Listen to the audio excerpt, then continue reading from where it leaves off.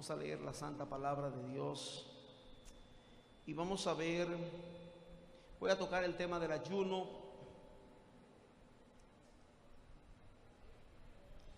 Sin embargo, el tema de la palabra este día es: ¿te lamentas o clamas? ¿Te lamentas o clamas? Vamos a ver cuál es la diferencia entre el lamento y el clamor en este pasaje de la Biblia y por qué debemos aprender a clamar, no a lamentarnos. ¿Cómo podemos hacer que Dios truene? ¿Cuánto le gustaría hacer que Dios truene? ¿Cuántos saben que Dios truena? ¿Cuántos saben que cuando Dios truena el enemigo sale corriendo? Amén, gloria a Jesús. Hoy vengo en plan de maestro, no vengo tanto en plan de predicador, pero haremos lo que Dios nos mande hacer. ¿Tienen todos su Biblia abierta? ¿Sí? Leemos en el nombre del Padre, del Hijo y del Espíritu Santo. Dice: y vinieron los de Kiriat Jearim y llevaron el arca de Jehová y metieron en la casa de Abinadab, situada en el collado, y santificaron a Eleazar su hijo para que guardase el arca de Jehová. Lo santificaron como sacerdote. Y aconteció que desde el día que llegó el arca a Kiriat Jearim, pasaron muchos días, 20 años, diga conmigo, 20 años. Y toda la casa de Israel, anote esta palabra, subráyela, lamentaba en pos de Jehová. Y habló Samuel a toda la casa de Israel diciendo: si de todo vuestro corazón os volvéis a Jehová, quitad los dioses ajenos y a Astarot de entre vosotros, y preparad vuestro corazón a Jehová, y a él solo servid, y os librará de mano de los filisteos. Entonces los hijos de Israel quitaron a los Baales y a Astarot y sirvieron a Jehová solamente. Y Samuel dijo: juntad a todo Israel en Mizpa, y yo oraré por vosotros a Jehová. Y se juntaron en Mizpa, sacaron agua y derramáronla delante de Jehová, y ayunaron aquel día, y dijeron allí: contra Jehová hemos pecado. Y juzgó Samuel a los hijos de Israel en Mizpa.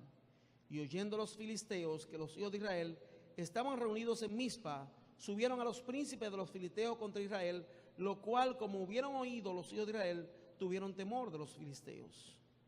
Y dijeron los hijos de Israel a Samuel: no ceses de clamar. Anote esa otra palabra, clamar. Diga conmigo, clamar. Recuerde que primero dijimos lamentar y ahora cambiamos el verbo, ahora es clamar. Por nosotros a Jehová nuestro Dios, que nos guarde de la mano de los filisteos. Y Samuel tomó un cordero de leche y sacrificólo entero a Jehová en holocausto. Y clamó Samuel a Jehová por Israel, y Jehová le oyó. Y aconteció que estando Samuel sacrificando el holocausto, los filisteos llegaron para pelear con los hijos de Israel. Mas Jehová, escuche esto, mas Jehová tronó. Diga conmigo, tronó. ¿Cuántos saben que Dios truena? Aleluya. Mas Jehová tronó aquel, a mí me gusta este pasaje mucho. Mas Jehová tronó aquel día con grande estruendo sobre los filisteos y los desbarató, y fueron vencidos delante de Israel.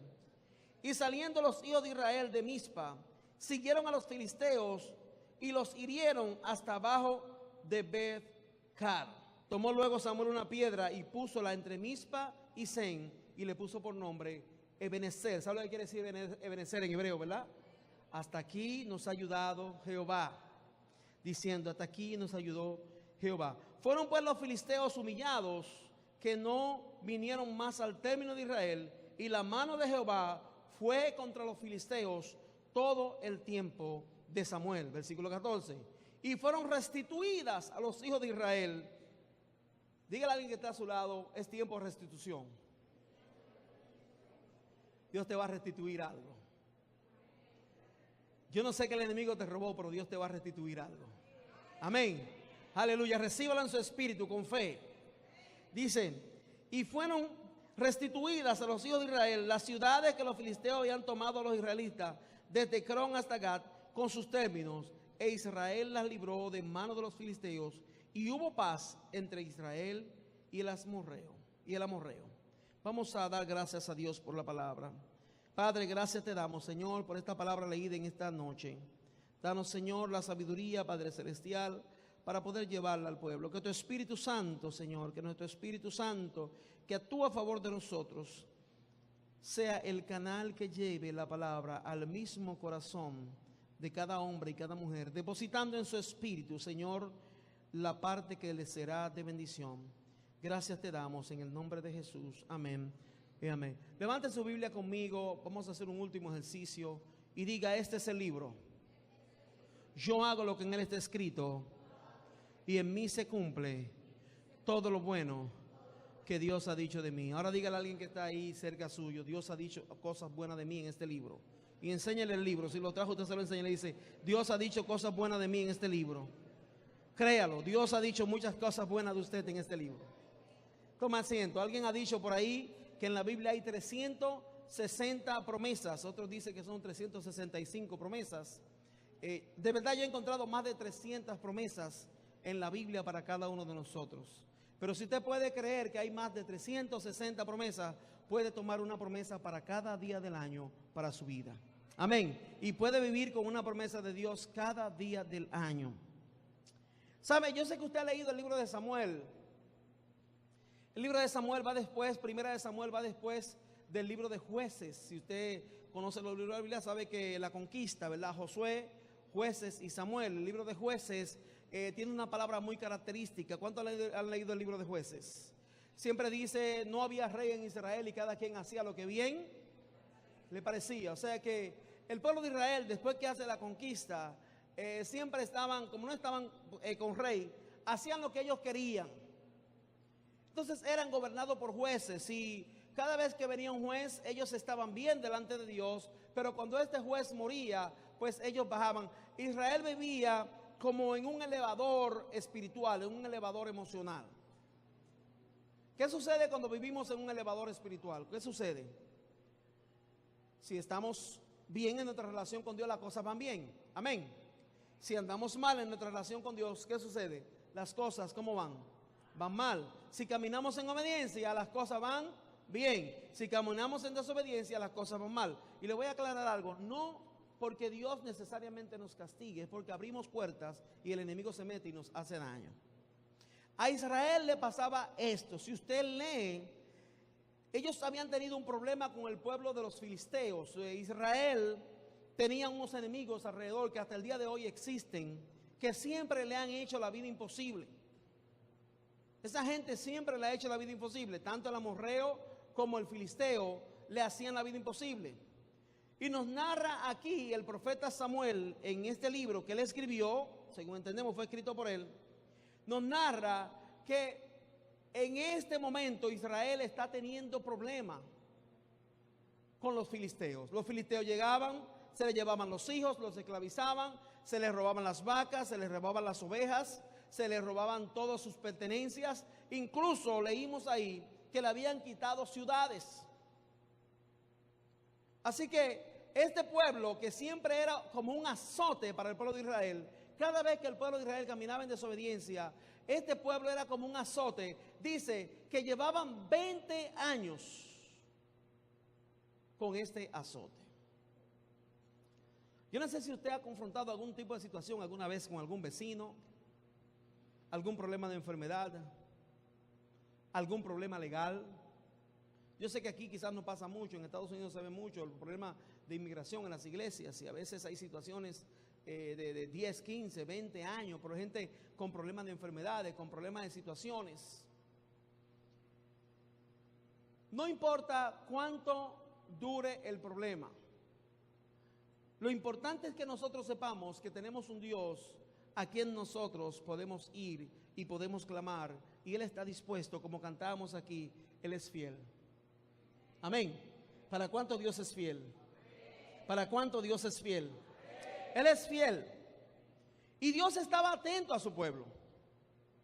El problema es que el pueblo no había estado haciendo lo que había que hacer para tener una buena relación con Dios.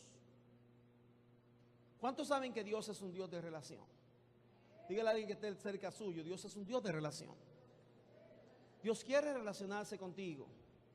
¿Sabe cómo Samuel conoció a Dios? Samuel estaba durmiendo en el templo y escuchó una voz, ¿verdad que sí? A medianoche. ¿Cómo le decía? Samuel, ¿verdad? Samuel. Y Samuel no conocía la voz de Dios. Así que Samuel se levanta y va corriendo y cree que es Elí que lo está llamando. Eso está ahí en Primera de Samuel, en esos primeros capítulos, antes del 7. Esa hermosa historia de Samuel. Y Elí le dice, mira, si te vuelve a llamar, dile, habla Jehová, que tu siervo escucha. ¿Por qué? Porque Dios es un Dios de relación. Ahora, el pueblo de Israel no estaba teniendo una buena relación con Dios.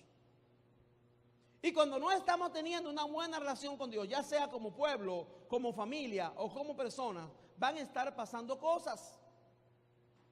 Ellos, en lugar de acercarse a Dios de la manera adecuada, se fueron alejando de Dios. Así que ya Samuel, que se ha convertido en un gran profeta y comienza su tiempo como juez del pueblo de Israel, él fue el último de los grandes jueces. Él fue la transición de los jueces a los reyes. Él fue el que ungió, ustedes saben que él fue el que ungió a Saúl y luego fue el que ungió a David, ¿verdad que sí? Entonces Samuel, que está empezando su trabajo como juez, aquella gente va donde él y le dice, oye, tenemos un grave problema. Tú estás viendo el problema que estamos teniendo. Los filisteos están acabando con nuestras posesiones. No hallamos qué hacer. Y tenemos año tras año, 20 años detrás, sufriendo a causa de este pueblo. Y aquí entra la palabra, la primera palabra, que es la palabra lamentar. Dice lamentar. La palabra en el hebreo es nahá. Y esa palabra habla de cuando usted está constantemente, ya va para acá, ya va para allá. Ay, ¿por qué me pasa esto a mí? Ay, ¿por qué ahora la enfermedad? Ay, mira ahora ese problema, que ese ticket que me pusieron.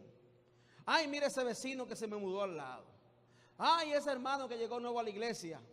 Yo no sé si ese hermano lo trajo Dios o lo mandó el diablo. Sí, porque a veces a la iglesia hay gente que lo manda a Dios.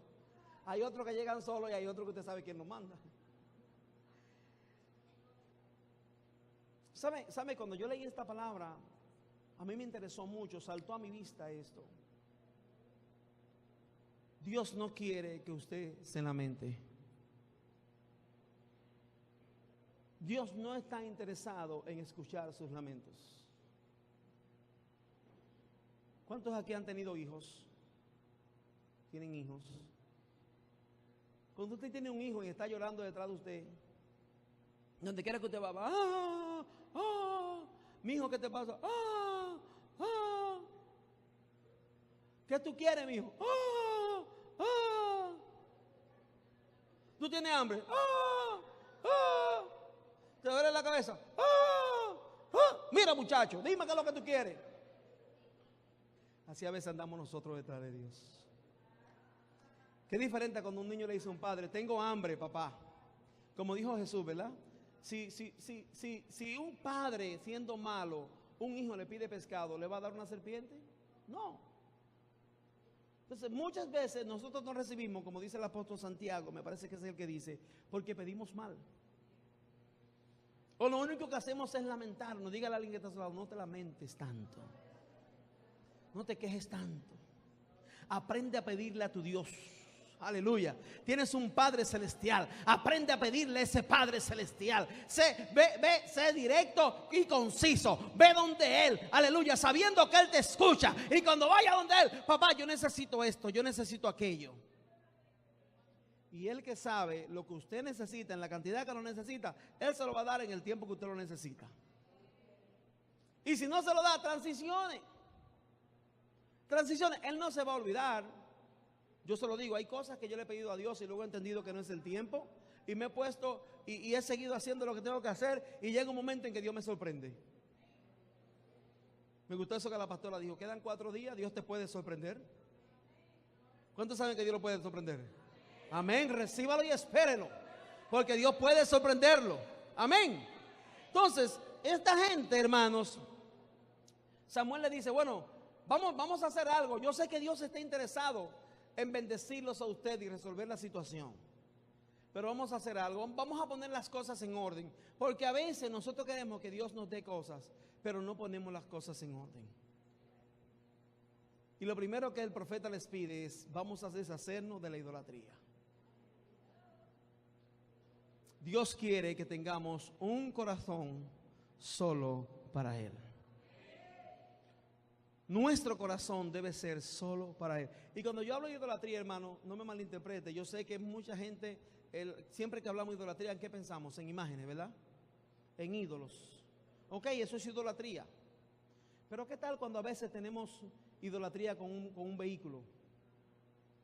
Esos hermanos, ¿verdad? No, yo no voy al servicio porque yo tengo que limpiar la casa. Primero estuviste pidiendo por la casa y ahora que tienes la casa no puedes llegar a los servicios porque tienes que limpiar la casa.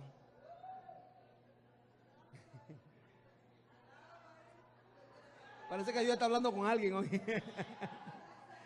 Yo no puedo llegar a la oración porque tú sabes, yo tengo que estar atendiendo al niño, pero te estuviste pidiendo el niño. Pero ahora que tienes el niño no puedes llegar a la oración porque tienes que estar cuidando al niño. O arreglando el carro en el taller. O llevando el carro al car wash. Como yo siempre he dicho, hay hombres que le pasan más la mano al carro y le ponen más perfume al carro que a la esposa, ¿verdad?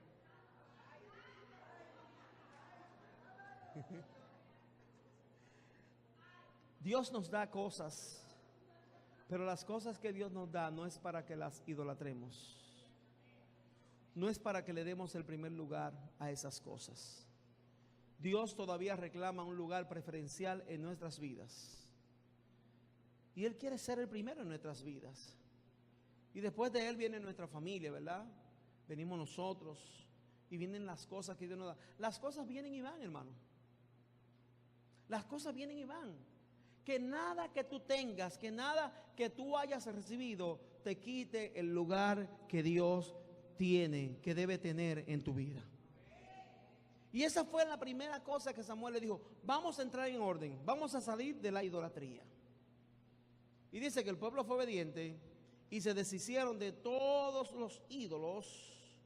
Versículo 13, ¿tienen su Biblia ahí? Versículo 3, y habló Samuel a toda la casa de Israel, diciendo, si de todo vuestro corazón os volvéis a Jehová, quitad los dioses ajenos, quitad a Astarot de entre vosotros, y preparad vuestro corazón a Jehová, y sírvanle solo a Él.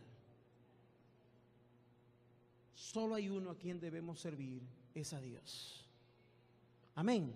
Él debe tener el primer lugar en nuestra vida.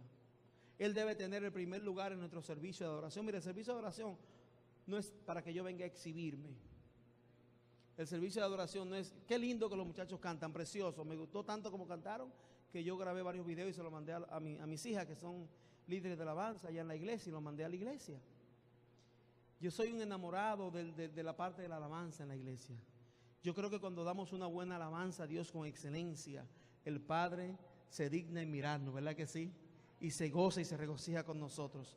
Pero eso no debe ser lo primero. Nuestra vista siempre debe estar puesta en Dios. Como decía el apóstol Pablo, como decía, despojado de todo peso, de toda carga y corred mirando solamente a Cristo. Amén. Y en una ocasión dijo, imítenme a mí mientras yo imite a Cristo. ¿Sabes lo que quiere decir eso? El día que yo deje de imitar a Cristo, no me sigan imitando a mí. Amén. Así que Samuel invita al pueblo a organizarse y a darle el primer lugar a Dios. Dice que entonces los hijos de Israel quitaron los Baales y Astarot y sirvieron solo a Jehová. Entonces, lo segundo que Samuel hace, me encanta esto, porque aquí la imaginación me brinca. Dice, y Samuel dijo, juntad a todo Israel en Mizpa. Samuel llamó a un congreso nacional. Yo lo veo así, como un gran congreso. Todos unidos como un solo hombre. Si nosotros queremos que Dios se manifieste en medio de la congregación, tenemos que mantener el espíritu de unidad. Dios no camina en medio de la división. ¿Cuánto han leído Juan 17? La última gran oración de Jesús antes de su oración en Getsemaní. ¿Cuánto lo han leído? Padre, cuando ellos sean uno, que ellos sean uno, así como tú y yo somos uno, ellos deben ser uno. Dice, y la gente va a saber que yo vengo de ti cuando ellos sean uno. Qué interesante, ¿verdad? El Espíritu Santo desciende en el capítulo 2 del libro de los Hechos. Ustedes encuentran o encontramos la gran manifestación del Espíritu Santo donde nace la iglesia. ¿Y cómo dice que estaban todos? Unánimes, juntos. Porque podemos estar juntos y no estar unánimes. ¿Usted sabía eso? Podemos estar en un lugar y alguien puede estar pensando en los plátanos que dejó hirviendo, en las batatas que dejó asando, en los huevos que dejó friendo, en el carro que dejó que tiene que ir a buscar mañana. ¿Entiende lo que le estoy diciendo? Cuando nosotros venimos al servicio, debemos venir en armonía, en unidad. No quiere decir necesariamente que tenemos que ser todos iguales. Podemos ser diferentes. Usted sigue siendo hombre, usted sigue siendo mujer, él sigue siendo joven, él sigue siendo niño, la persona ya sigue siendo mayor, hay algunos casados, otros solteros, pero aún así podemos tener armonía. Es como yo veo cuando veo los instrumentos tocando. Tenemos instrumentos de percusión, ¿verdad? La batería, tenemos los instrumentos de cuerdas, el piano, la guitarra, y muchas veces tenemos instrumentos de viento. Son diferentes todos. Pero ¿qué sucede? Armonizan. Y cuando armonizan, dan un sonido, ¿verdad? Que nos invita a cantar, nos invita a danzar, nos da regocijo, nos da gozo. Así mismo es Dios. Dios está mirando a sus hijos y cuando nosotros funcionamos en la misma armonía que estaban estos instrumentos, nosotros hacemos mover a Dios de su trono. Amén. ¿A cuánto le gustaría hacer mover a Dios de su trono de vez en cuando? ¿Sabe? El pueblo de Israel pasó 20 años haciendo kawat en hebreo, lamentándose, y no lograron nada. Sin embargo, el profeta le dice: vengan todos unidos, vamos a unirnos. Versículo 5. Y Samuel dijo: juntad a todo Israel en Mizpa, y yo oraré por vosotros a Jehová. Y dice, y juntándose en Mizpa, versículo 6, sacaron agua. El agua es tipo de la palabra de Dios. Todo servicio de adoración debe tener palabra. Amén. Amén. Todo servicio de adoración debe tener palabra. Dice que sacaron agua y la derramaron delante de Jehová. Y algo muy interesante, hicieron otra cosa en aquel gran servicio de adoración. Dice que ayunaron. Qué lindo es cuando podemos hacer un servicio, podemos hacer nuestro gran congreso de la iglesia Casa de Dios, adoración eterna. Oiga, eso es un compromiso, adoración eterna. ¿Usted sabe dónde Dios lo trajo? Usted no solamente adora cuando viene al servicio, usted debe estar adorando constantemente. Aleluya, la adoración debe ser un estilo de vida. La adoración no es un momento en la alabanza, como a veces enseñamos.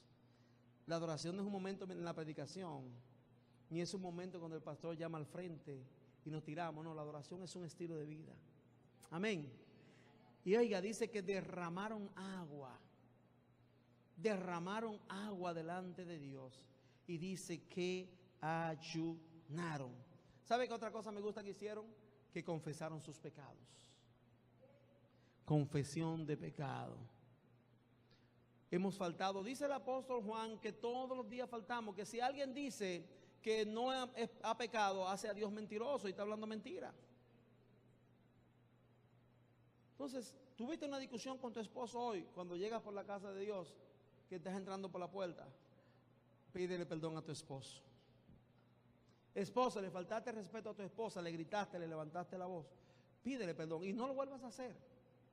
Porque a veces pensamos, ¿verdad?, que pidiendo perdón entramos en el espíritu de remordimiento y creemos que con eso se resuelve solamente.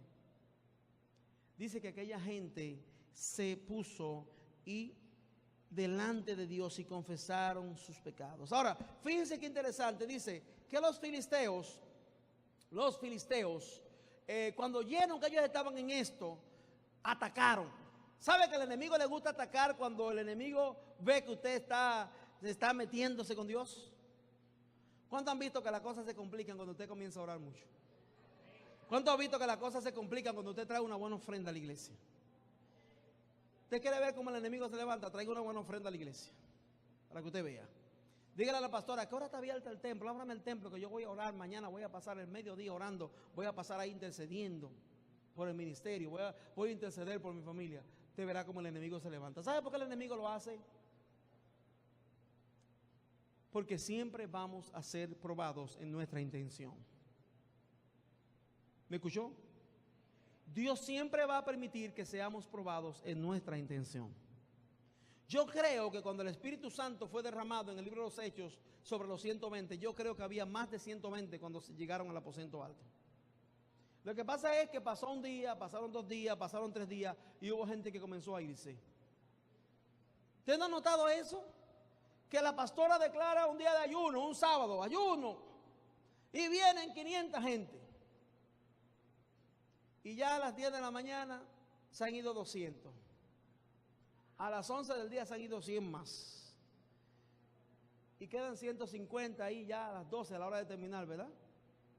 A veces quedan 50. Y de repente, a la hora de recoger los bates, como dicen en béisbol, nuestro deporte nacional, entonces se arma. Ahí se arma. Ahí entró Jehová, como dicen, llegó Jehová. Porque Dios llega cuando Él quiere. Amados, dice que aquellos filisteos atacaron al pueblo de Israel. Vinieron haciendo ruido, vinieron haciendo bulla. Y dice que ellos entraron en temor. El enemigo quiere que tú vivas en temor. Por eso debemos estar llenos del perfecto amor de Dios. Porque el perfecto amor de Dios, dice la palabra de Dios, que echa fuera el temor. Dios no quiere que usted tenga temor. El temor es una manifestación de la duda. ¿Sabe lo que le pasó a Pedro, verdad? Cuando iba caminando hacia Jesús y las aguas estaban allá y estaba soplando el viento. ¿Cuántos han leído esa porción de la palabra de Dios? Y entonces le dice, maestro, sálvame que perezco.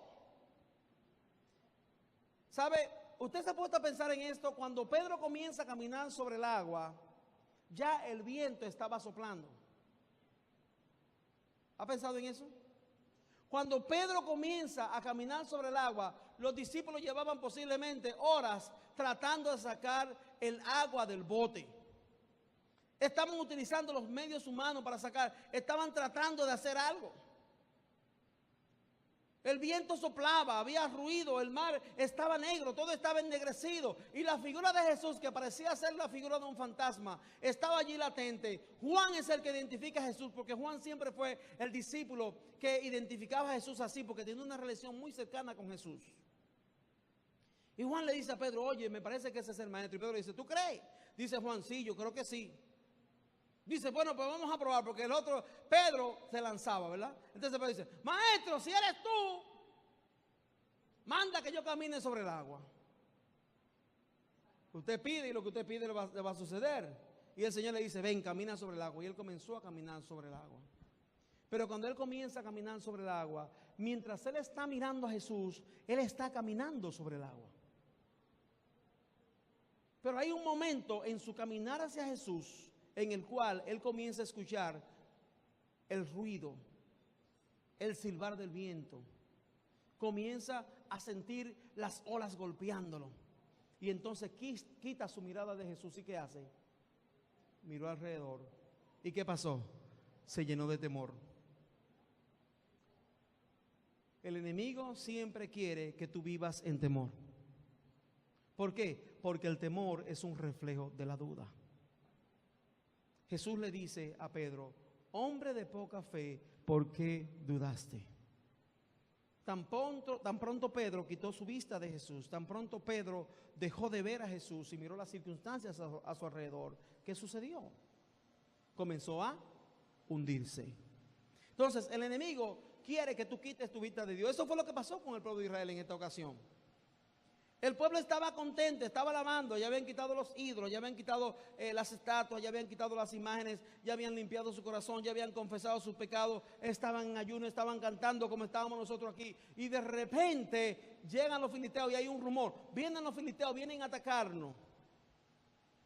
Y el pueblo se llenó de temor. Nunca permita, cuando usted tenga una oración familiar, cuando usted esté en medio de una batalla, en la iglesia, en usted, en su corazón, no permita que el temor lo invada. Manténgase mirando a Jesús. Amén. Su victoria, nuestra victoria está en mantenernos mirando a Jesús, en mantenernos mirando la roca inconmovible de los siglos. Y dice que Samuel les dice, y Samuel tomó un cordero de leche y lo sacrificó entero, hizo un sacrificio, creó un altar. Cuando el enemigo ataca, debemos seguir adelante con el plan. No cambiemos el plan.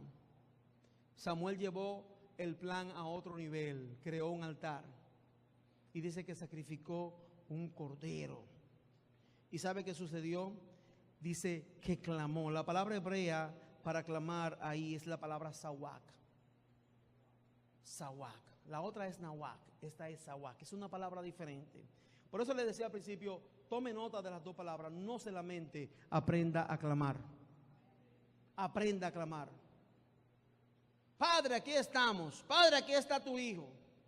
Padre, mira este problema familiar que tengo. Padre, mira esta situación con esta enfermedad. Padre, mira esta situación con este trabajo. Padre, mira esta...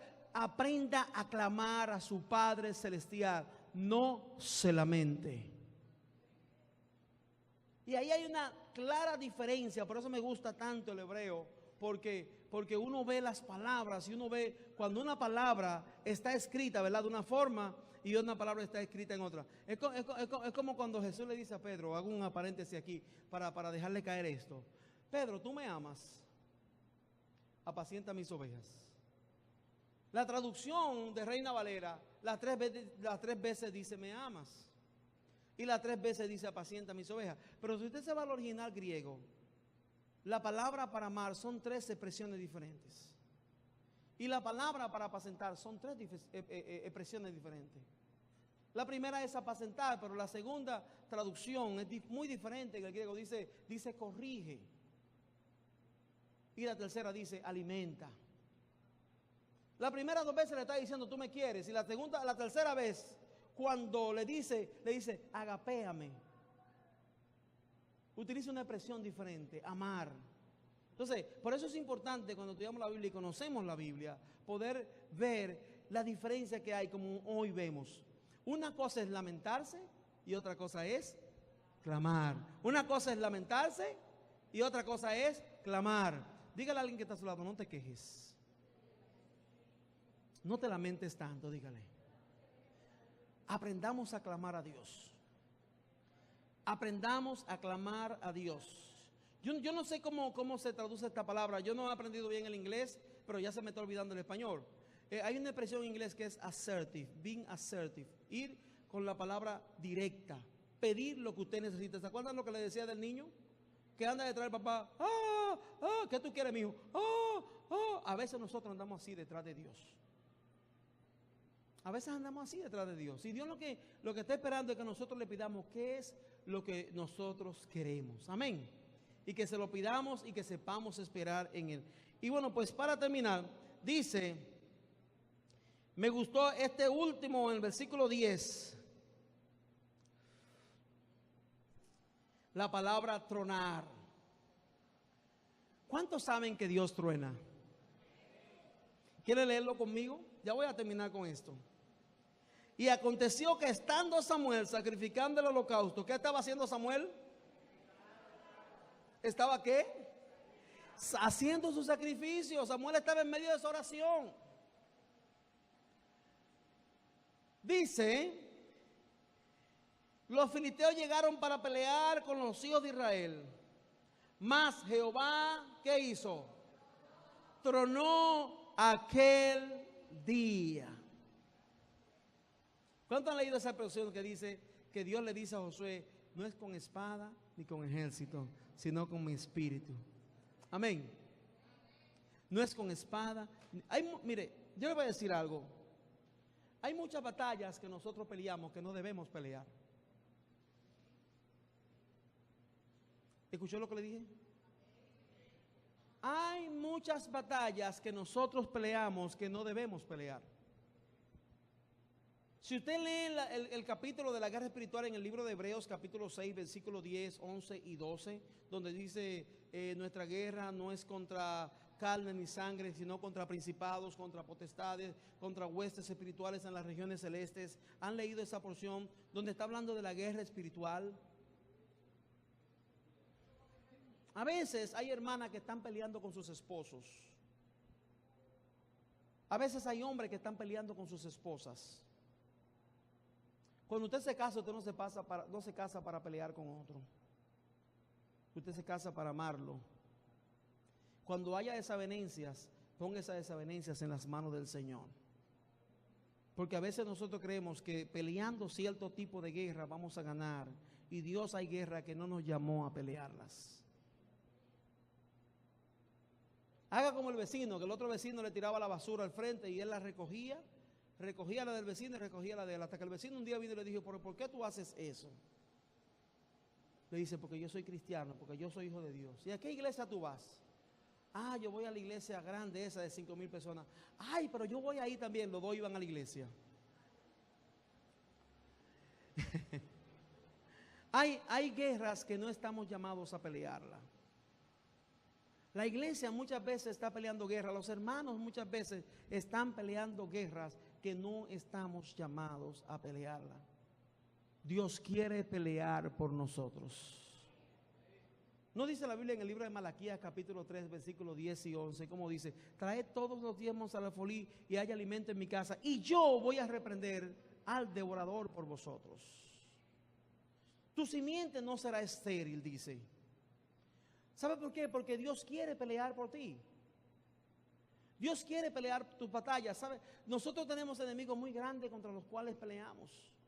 Y cierto, tenemos victoria en Cristo, tenemos el poder en Jesús. Pero Dios no quiere que usted ande de aquí para allá y de allá para acá peleando batallas que Dios quiere pelear por ti. Leemos el versículo 10 y terminamos con eso. ¿Sí? Dice, versículo 10. Y aconteció que estando Samuel sacrificando el holocausto, los filisteos llegaron para pelear con los hijos de Israel. ¿Con quién fueron a pelear los filisteos? Mas Jehová, ¿qué hizo? Dice, mas Jehová tronó aquel día con grande estruendo sobre los filisteos. Yo no me imagino, yo he escuchado los truenos en el cielo y he escuchado esos truenos fuertes, ¿verdad?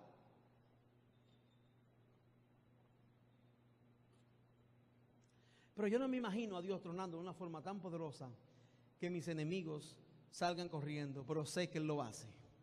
Amén. Sé que Él lo hace. ¿Se recuerdan de Gedeón? ¿Se recuerdan de Gedeón en el libro de los jueces, verdad? ¿Saben que Dios tira piedra del cielo? ¿Saben que Dios tira piedra? Sí, Dios tira piedra. Dice que con una guerra con los madianitas, y dice que empezaron a caer piedras del cielo y Dios desbarató al ejército. Entonces, iglesia, enfoquémonos. No te lamentes. Clama a tu Dios. Clama al Dios que le sirves. Y sobre todo, pongamos la casa en orden, porque Él quiere tronar por nosotros. Dice, con grande estruendo sobre los filisteos, y los desbarató y fueron vencidos delante de Israel. Y saliendo los hijos de Israel de Mizpa, siguieron a los filisteos, hiriéndolos hasta abajo de Bescar. Y luego tomó Samuel una piedra y la puso entre Mizpa y Sen, y le puso por nombre Ebenezer. Hasta aquí nos ayudó Jehová. Puesto de pie en esta hora. Atesore esta palabra en su vida. Llévese esta palabra con usted. Dios puede sorprenderlo en estos últimos 4 días del año. Pero yo quiero que sepa, aún si no lo sorprende, Dios tiene grandes cosas para cada uno de nosotros en el 2018. Amén. Y Dios está dispuesto a pelear por cada uno de nosotros. Amén. Dice la palabra de Dios que Él va a pelear por nosotros y nosotros estaremos tranquilos. ¿No lo dice? ¿Verdad que sí que lo dice? Él va a pelear por nosotros. Yo pelearé por ustedes y ustedes estarán tranquilos. Aprendamos a vivir en la tranquilidad de Dios. ¿Habrá alguien en este día que le quiera entregar su corazón a Jesús? ¿Habrá alguien que no le ha entregado su corazón a Jesús, que en este día quiere pasar al frente y decirle: Señor, yo te entrego mi corazón? He estado peleando batallas que no he podido vencer. He estado peleando batallas que no sé dónde va a salir. Mi corazón está lleno de temor. Mi corazón está lleno de dudas. Yo quiero decirte que hay una oportunidad en este día. Dios quiere tomar tus dudas. Dios quiere tomarte como Pedro y sacarte del agua. ¿Habrá alguien en este día a quien la palabra le tocó y dice: pastor, este 2018, los 4 días que quedan del 17 y este 2018, yo voy a poner en práctica lo que dice en esos primeros 15 versículos de 1 Samuel capítulo 7? Toma un lapicero en su casa y anote todo lo que Samuel llevó al pueblo a hacer y póngalo en práctica. Yo no soy amigo de seguir fórmulas bíblicas para hacer cosas, para lograr cosas, como hay muchos libros por ahí, cuatro llaves para esto, 7 pasos para aquello.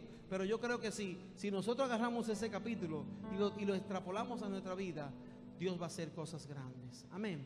Ponga su mano sobre su corazón y diga conmigo en esta hora: Señor Jesús, gracias, Señor. Gracias por tu inmenso amor. Gracias por tu misericordia. Gracias por tu infinita bondad. Señor, en lo que resta del año, quiero entregar lo que no te he entregado. Señor, quiero que tú seas el primero en mi vida. Sé tú el primero en mi vida, Señor. Me entrego delante de ti, tal como soy. Yo sé que a otro lugar no puedo ir, pero a ti sí puedo ir, Señor. Haz conmigo como tú quieras, Señor. Me pongo en tus manos y seré como tú quieres que sea. Gracias, Padre. Bendice mi corazón, guarda mi mente y líbrame de todo mal. En el nombre de Jesús. Amén y amén. Dios les bendiga, Dios les guarde y espero volver a verles pronto.